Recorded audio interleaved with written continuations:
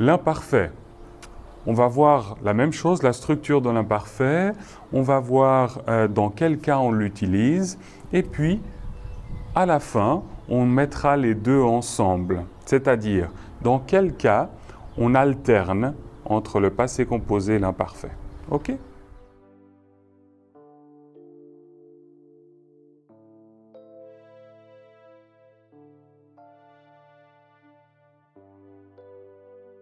Salut à toi et bienvenue sur Bonjour Professeur, la chaîne qui t'accompagnera dans l'apprentissage du français.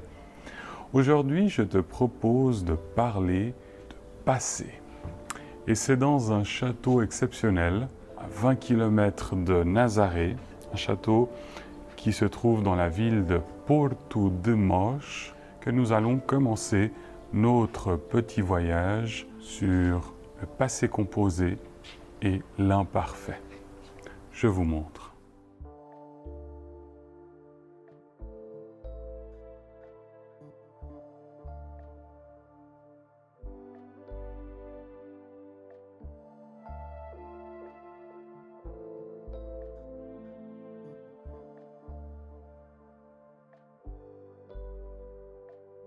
Voilà. Pour l'imparfait, petite astuce, vous prenez le verbe à l'infinitif et vous enlevez la terminaison. Reprenons le verbe parler, donc P-A-R-L-E-R, vous enlevez le ER et vous y ajoutez les terminaisons de l'imparfait. Quelles sont les terminaisons de l'imparfait? AIS, AIS, AIT, IONS, IEZ, AIENT. Donc, je parlais, tu parlais, il, elle, on parlait, nous parlions, vous parliez, il, elle parlait. Donc quand est-ce qu'on utilise l'imparfait? Je dirais qu'une des premières choses, c'est quand on parle d'un passé qui est non précis. Qu'est-ce que je veux dire par là? Il était une fois, hein, quand j'étais jeune. Vous voyez, ce n'est pas un moment précis comme on vient de voir avec le passé composé, c'est un moment qui n'est pas précis. Hein. Donc par exemple, quand j'étais jeune, j'allais toujours à la pêche avec mon frère. On utilise aussi, si vous vous souvenez, dans le passé composé, on parlait d'un moment ponctuel, unique. Hein. Ici, c'est justement la différence. L'imparfait est utilisé quand on parle d'un passé avec répétition. Un jour, je suis allé au château de Porto de Mós. Ça, c'est unique, une fois. Si on veut transformer ça en imparfait, on dira « Tous les jours, nous allions au château de Porto de Mós ». Vous voyez la différence? Là, on dit « tous les jours hein ». Donc, c'est une habitude, une répétition. OK? On utilise aussi l'imparfait pour une situation, une action qui est passée, mais qui peut continuer jusqu'au présent. On avait vu avec le passé composé, ce n'est pas le cas. En 2005, blablabla, ça reste en 2005. Ici, non. On pourra dire, en 2005, j'enseignais le français commercial, déjà au Brésil, mais ça veut peut-être dire que je l'enseigne toujours ici. Hein? Vous voyez la différence? Il peut y avoir une liaison avec le présent. Et puis j'aime aussi parler de l'imparfait, toujours avec cette métaphore avec le théâtre, des actions secondaires. Hein?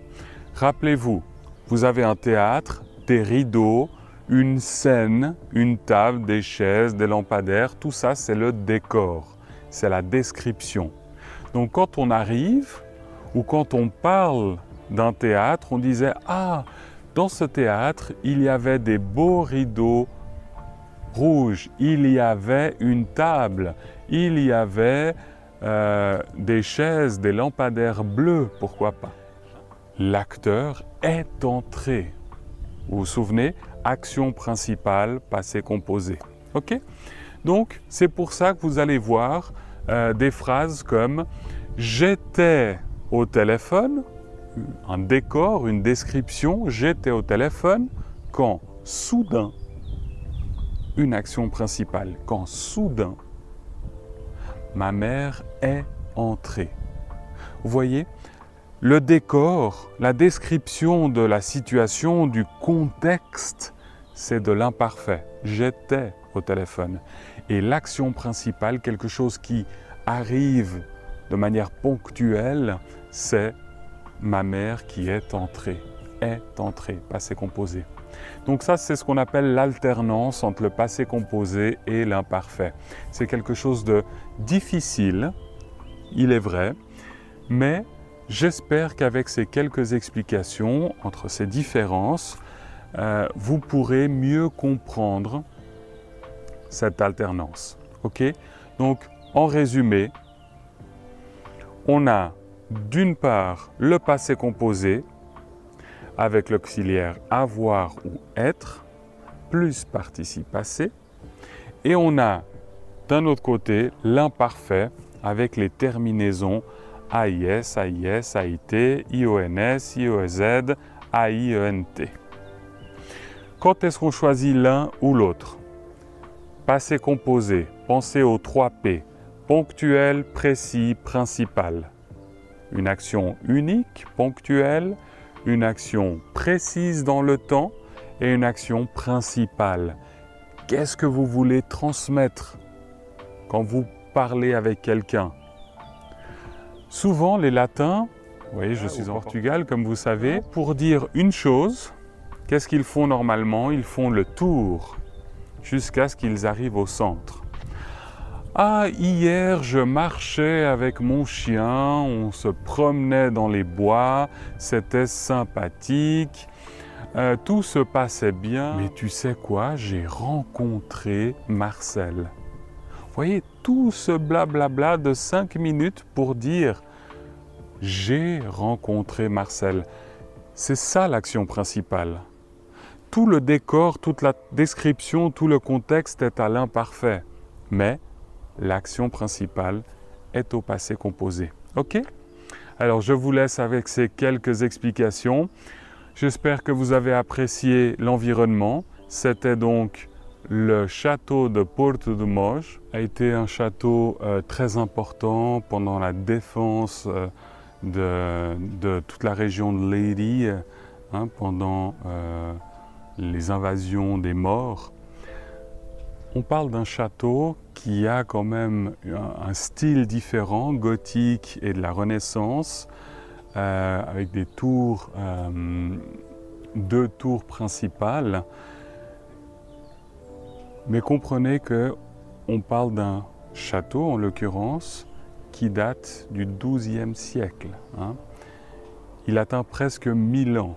Donc, c'est ce que j'ai toujours apprécié à propos du Portugal. Nous avons réellement une richesse culturelle très importante et qui nous permet justement, comme je vous l'avais dit dans cette vidéo de Nazaré et ses traditions, de faire des ponts et des liens entre les cultures. Les Maures ont laissé une grande trace de leur présence au Portugal, surtout au sud. Petite astuce, à chaque fois que vous voyez une région ou un mot qui commence par AL en portugais, justement c'est un mot d'origine arabe, des Maures, qui viennent de l'Afrique du Nord principalement. Donc quand on parle de Algarve, c'est justement de cette influence, de almofada, un oreiller, c'est aussi de cette influence. Et principalement, toute la région du Portugal, du sud au presque nord, auront justement ces traces de passage des Maures. Donc, je continuerai à faire des vidéos pour vous montrer un petit peu de cette culture portugaise, mais pour vous montrer un petit peu que tout est lié. On parle français dans un pays portugais, mais on pourrait très bien aussi parler portugais dans un pays français pour travailler les langues. L'endroit ne définit pas l'apprentissage. Merci encore d'avoir assisté à cette courte vidéo.